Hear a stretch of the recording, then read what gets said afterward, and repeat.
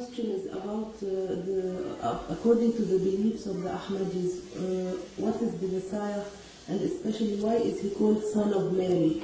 That's right. And is he related to the Messiah Jesus, Son of Mary, a relation of blood, or is he the same Jesus? The second question is that she believes that Jesus will come after the Dajjal with the same teachings of the Holy Quran and the Sunnah of the Holy Prophet Sallallahu Alaihi Wasallam. And the question is that she believes that he will come as a ruler and not as a prophet. So who is the Dajjal, and how can we explain those concepts? The third question is about the same verse, وَأَخَرِينَ مِنْهُمْ لَمَّا يَلْحَقُوا بِهِمْ. And I think it has been already explained. So let's remain confined to the first two questions. Yes. Now repeat the first. The first is about the concept of the Messiah and why is he called the Son of Mary. The simple answer is that Messiah also claimed that he would come again. And all the Christians are awaiting his de-advent.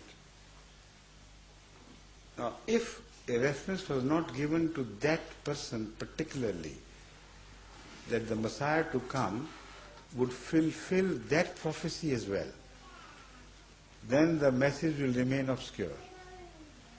So when Hazrat Muhammad ﷺ claimed that a Messiah would come, to identify that Messiah with the first Messiah, it was essential that his full name be given.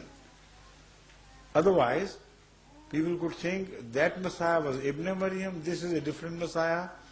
Rasulullah was talking of a different Messiah. Messiah himself was talking of his own advent, which is not yet fulfilled. So it was essential to fix the identity of the Messiah, so there is no confusion between the two prophecies. The same person is being talked about by Hazrat Muhammad Rasulullah as claimed himself that he would come again. This could only happen if his full name was given as Messiah, Son of Mary. Secondly, there is other more refined meaning, more spiritual meaning, which is related to a verse of the Holy Quran, which says that every believer, all believers, have to be like either the wife of Pharaoh or like Mary. This is the example of the believers given in the Holy Quran. And when it speaks of believers, they should imitate either the wife of Pharaoh or Mary. Immediately after that, Allah says that the Mary we are talking about was the one who was chaste, who took good care of her chastity.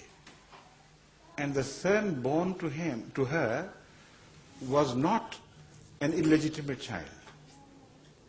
It was a son born out of special favor of Allah.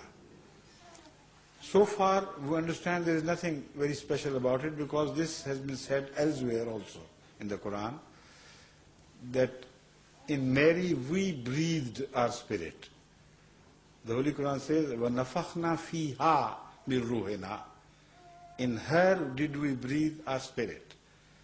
But here, when Mu'mineen are likened unto Mary, when the question of breathing the spirit arises, then the Holy Quran doesn't say that we breathed our spirit into her.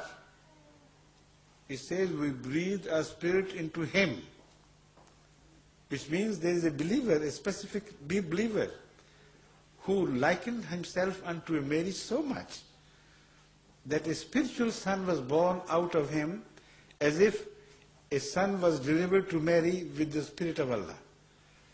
So also in future, a new son of Mary would be born, spiritually, not physically, out of a believer who would liken himself unto Mary, who would have no wish to rise in status in any sort, who would be a humble person, who would not desire designations of any sort from Allah, yet because he would be chaste, he would guard his ambitions. So God would breathe into him. And when God breathes into him, a son of Mary is born.